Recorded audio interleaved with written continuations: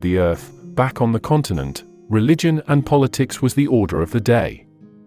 During the Renaissance, ideologies gradually shifted, leading to an early modern Europe not just split politically, but spiritually.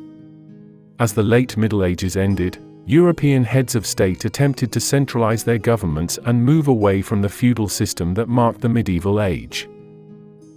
We've spoken about these new monarchs in our last mega-documentary. Their centralization efforts undermined local lords and nobility, as well as the local population through higher taxes, to be able to amass larger standing armies. Moreover, the Church, which was once in a tug-of-war with the state, was firmly placed in a subservient position within state hierarchies, as monarchs acquired more political power. Economic power was previously held by the Italian merchants, most notably the Venetians by the late Middle Ages, and by a confederation of commercial merchant guilds and market towns in Central and Northern Europe, called the Hanseatic League. Just as the Italians dominated Mediterranean trade, the Hanseatic League dominated maritime trade in the Baltic and North Seas with their reliable trading cogs. But as time went on, and more centralized states discovered newer trading opportunities overseas during the Age of Discovery, the decentralized Hanseatic League and Italian city-states became less important. During the medieval period, these urban cities were mainly home to merchants and artisans, but by the early modern, the urban structure came to include an upper class called the patriciate, those who grew extremely wealthy from the emerging trade and banking. The petty burghers remained as a class beneath them, continuing their manufacturing guilds and shopkeeping. Below them were landless workers, who did various jobs for low wages, and were adjacent to the unemployed. These workers and unemployed folk made up from 1/3 to almost half of the population of urban centers. In rural areas, the manorial system had been in decline, and serfdom decreased substantially. More serfs became free, and peasants were able to keep a bigger share of their labor output. These rural peasants made up the lion's share of what was called the Third Estate, and along with the urban poor, would have a large part in the religious reform movements in the 1500s. What had a more immediate impact, though, was the development of printing. Though movable type printing was first developed in East Asia, it was perfected by the German inventor and craftsman Johannes Gutenberg, who introduced his movable type printing press, allowing millions of copies of books to be created and shipped across Europe. His printing press was tailored for the Latin alphabet, which contains a relatively small number of letters, making the setting of type faster and more efficient than in the character-based scripts of East Asia.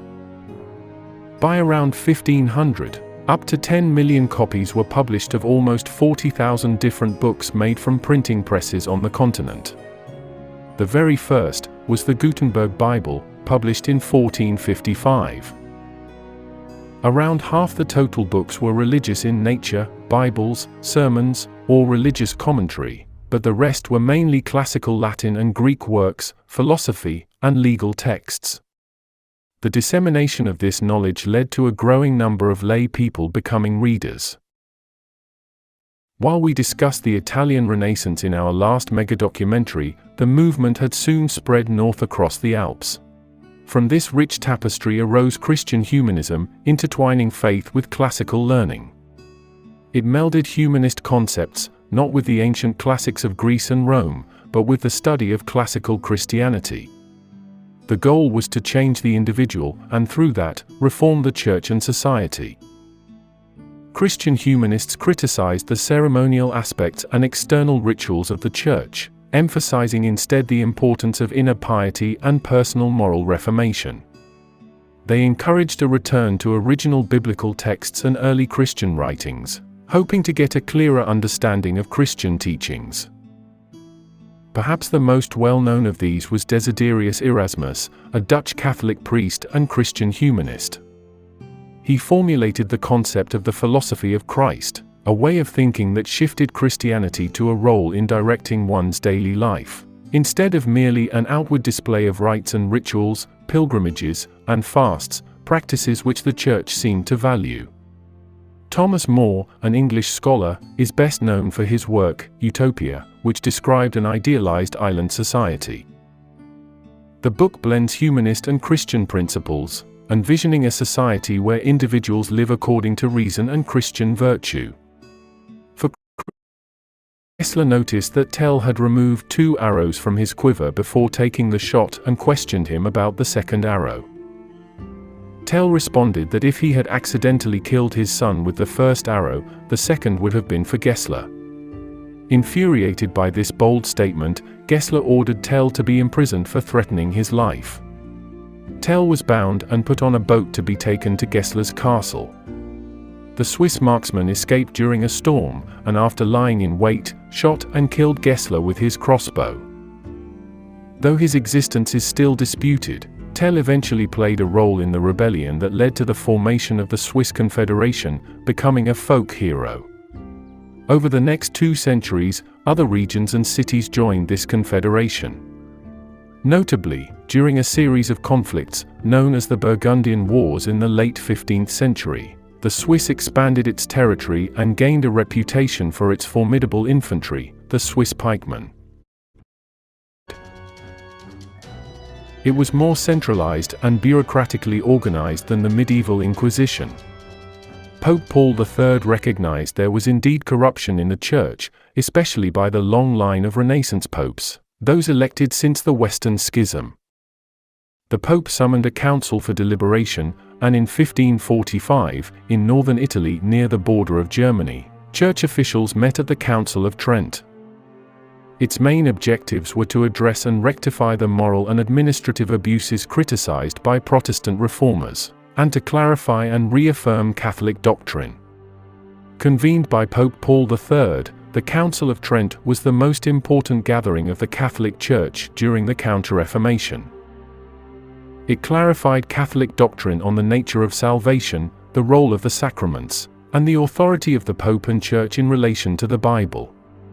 Between 1545 and 1563, they met for 3 major sessions of 25 total meetings. The Catholic Reformation revitalized medieval Catholicism and added newer reforms, by focusing on devotional life and a personal relationship with Christ. New mystical movements emerged from this, like the Spanish mystics and French school of spirituality. They reaffirmed that both faith and good works are of equal importance, and the belief in purgatory and indulgences was strengthened, although the selling of them was prohibited. Originating in the early 17th century, Baroque art emerged from Rome and spread throughout Europe, characterized by its dramatic intensity, rich detail, and grandeur. It brought together the classical ideals of the Renaissance with the new Catholic religious revival. Emphasizing movement, contrast of light and shadow, and emotional depth, it was significantly influenced by the Counter-Reformation, seeking to captivate viewers. Artworks often depicted biblical stories and saints in a manner that was intended to inspire devotion and awe. Peter Paul Rubens was instrumental in the spread of the style out of Italy, and his work is well known for his full-bodied figures, both men and women. Caravaggio is particularly noted for his dramatic use of light and shadow. Baroque architecture, in particular, was characterized by its grandiosity. Cathedrals, palaces, and other buildings were constructed on a monumental scale, aiming to convey power and grandeur.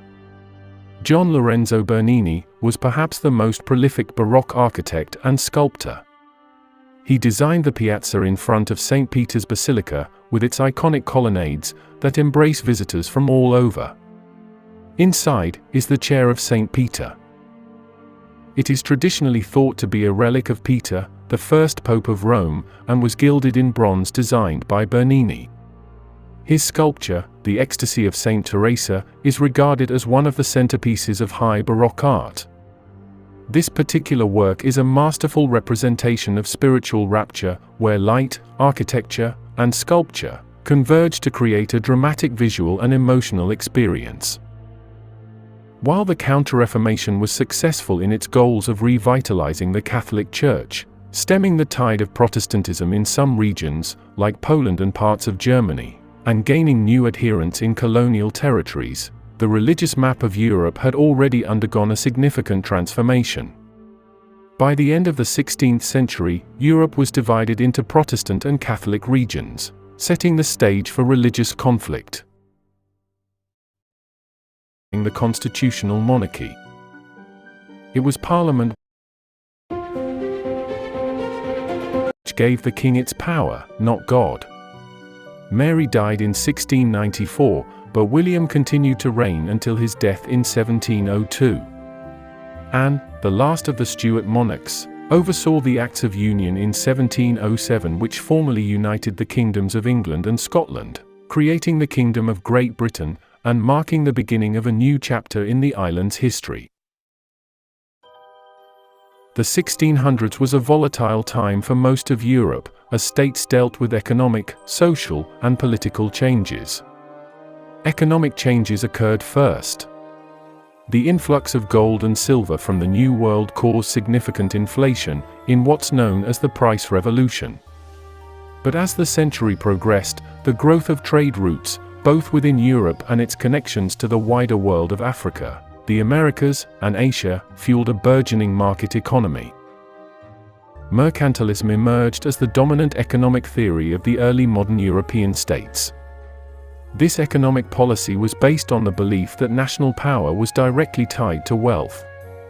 As a result, nations sought to accumulate precious metals, especially gold and silver, by ensuring a favorable balance of trade, exporting more goods than they imported.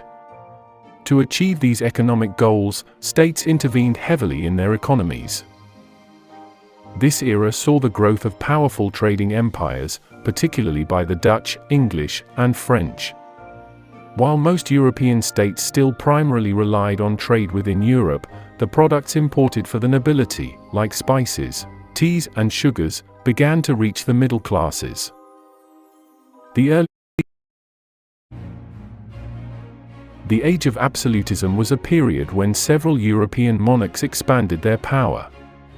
They reduced the influence of nobility and other traditional checks on royal authority, a political system called divine right monarchy.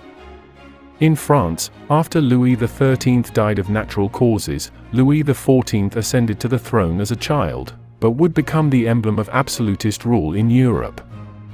His early reign was dominated by the regency of his mother, Anne of Austria, and the guidance of Cardinal Mazarin. Early on, a series of civil wars and political upheaval took place in France between 1648 and 1653, called the Fronde. It represented a critical resistance against the centralized power of the French monarchy. The term fronde is French for sling, which was a tool used by Parisian mobs during the revolt to hurl stones at the homes of perceived enemies. The first phase was known as the Fronde of the Parlement. It was led by members of the Parlement of Paris, which was the chief judicial body in France. The Parlement sought to curb the growing power of the monarchy and prevent the increasing centralization of authority. This Fronde resulted in a short-lived peace treaty, but tensions remained. The final phase was the Fronde of the Nobles. It was led primarily by high-ranking nobles and princes, who were discontented with the central authorities' infringement on their traditional rights and privileges. They felt marginalized from the centralized power structure being developed by Mazarin. This Fronde had more of a military character than the first, with several battles and skirmishes taking place. It ended by 1653 with the victory of the royal forces and the solidification of the monarchy's authority. The Fronde was significant for young Louis.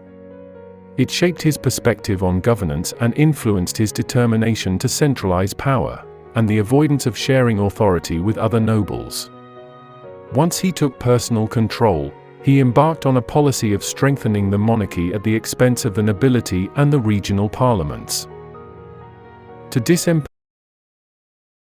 I just want to talk about how easy it is to make money in 2025. Call it a hot take, but as long as you've got an internet connection. For 10,000 years, the rhythm of human life was dictated by the sun and the seasons. Tools were extensions of the human arm, and power was limited to the strength of a horse, the flow of a river, or the direction of the wind. A merchant in 1700 lived in a world fundamentally similar to that of a merchant in ancient Rome. Everything was hand-produced, local, and finite. But in the late 18th century, in the damp, mineral-rich landscape of Great Britain, that ancient rhythm began to break. Humans learned how to extract power from the earth itself and scale it beyond anything seen before. We call it the Industrial Revolution. 900 factories, a place where the sky was permanently bruised by coal smoke and the air hummed with the sound of thousands of spindles. But as the cost of cloth fell, the human cost began to rise. The quality of hand-woven Indian cloth remained superior for decades, but British machines were so productive they eventually undersold Indian artisans, destroying an entire industry and leaving millions without work. While the textile mills were spinning the world's clothing, another revolution was happening underground. As coal mines grew deeper to meet the demand for fuel, they faced an enemy: the water. Mines were constantly flooding, and traditional pumps were too weak to clear them. This necessity led to the birth of the steam engine. At the turn of the 18th century, Thomas Newcomen introduced the first successful piston steam engine. These were massive, hulking machines that sat at the mouth of mine shafts. They were incredibly inefficient by modern standards, wasting massive amounts of energy, but because coal was cheap at the mine, it didn't matter. They opened up a great expansion in mining, allowing workers to go deeper into the earth than ever before. This created a profound social crisis, leading to the first general laws against child labor, the Factory Acts, which eventually limited the working day and began the slow process of moving children from the factory floor to the schoolroom. Yet, despite the hardship, the Industrial Revolution also created a massive new middle class. For the first time, there was a growing population of businessmen, clerks, foremen, and engineers. These people lived in comfortable homes with carpets, mirrors, and the latest consumer goods. They were the drivers of a consumer revolution, where luxury items like sugar, tea, coffee, and fine Wedgwood china became affordable for the new urban elite. As production increased, the old system of muddy roads and slow river barges could no longer cope. The Industrial Revolution needed a way to move bulk materials, coal, iron, and cotton, quickly and cheaply. The answer was a massive expansion of infrastructure. First came the age of canals. High-profile projects like the Bridgewater Canal showed that moving coal by water was far more efficient than land transport. The success was so great that coal prices in major cities fell by half almost overnight. This success inspired Canal Mania, a building spree that linked major manufacturing centers and allowed a single horse to pull a barge carrying tens of times more weight than a cart. But the canals were soon eclipsed by the most iconic invention of the era: the railway. Railways were made possible by three things: cheap, puddled iron for the rails, the rolling mill to shape them, and the high-pressure steam engine. Innovators like Richard Trevithick and George Stephenson realized that if you put a steam engine on wheels and ran it on iron rails, you could move weight at speeds the world had never seen.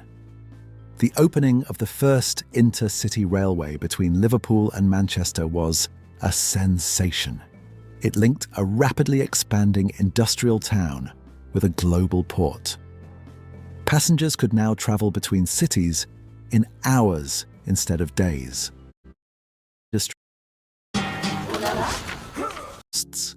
In the countryside, labourers destroyed the threshing machines that had made their labour redundant. These were the screams of an old world dying.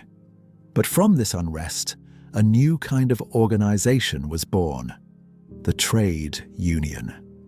Workers realized that while one man was powerless, 1,000 men could halt production. 18th century Salzburg was a small but proud principality, nestling in the foothills of the Austrian Alps. As you make your way along the narrow and winding streets, you'll come across a grocer's shop, and up above it was the rented apartment that was the home of the family Mozart.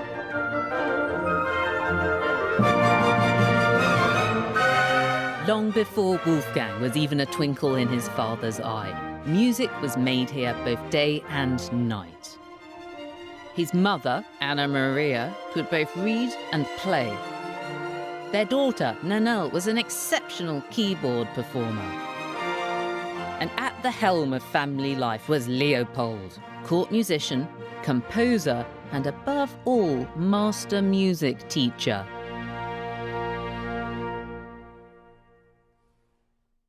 Now, even if Leopold hadn't been Wolfgang's dad, we'd still know his name today because of this venture. This is the first edition of a book he published called The Violin School. Here's Leopold himself proudly hogging the frontispiece. It's a series of tutorials for learning to play the violin. And as you work through the exercises, Leopold gets tougher and tougher with you. But people liked this. The book was a bestseller. It made him quite a lot of money. And it's lasted. If you've studied the violin to this day, it's likely that at one point or another, you will have played one of Leopold's difficult exercises.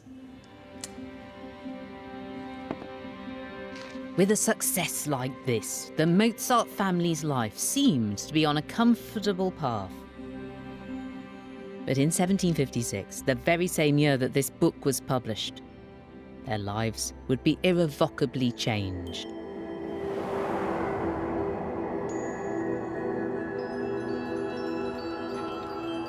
It was at 8 o'clock on the evening of the 27th of January that Anna Maria gave birth to a very special child. He was their seventh, but 5 of his predecessors had died in infancy. As devout Catholics, the Mozarts had the boy baptized that very same night. And the name they chose was Wolfgang Mozart. Thank you all for coming. Thank you for sticking around. Thank you for dressing so lovely as well. I want to introduce this amazing ensemble here. This is Hillary Smith and Chris on cello. And basically just going to play some of my favorite cues and themes from the show, and I'll articulate a little bit about my process with some of them. But the first piece that we're going to play is the first piece of the show, and it's the introduction to Charlotte, to young Charlotte. And it's called Arranging a Marriage. And basically, this is the first time we hear Charlotte's theme in the show. And for me, that scene, it was so fun to look at how we're introduced to this character, how we're introduced to her tenacity and her energy, her defiance. And I felt like to be introduced to her theme, we wanted to have that energy with it as well.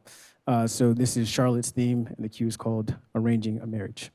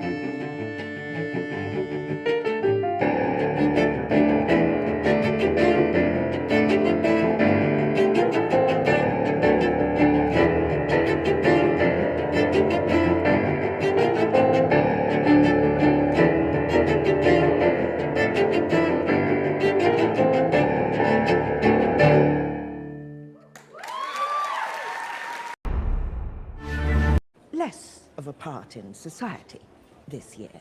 As you know, I have contributed much to society and to our young couples, and I have enjoyed it deeply. And your friendship.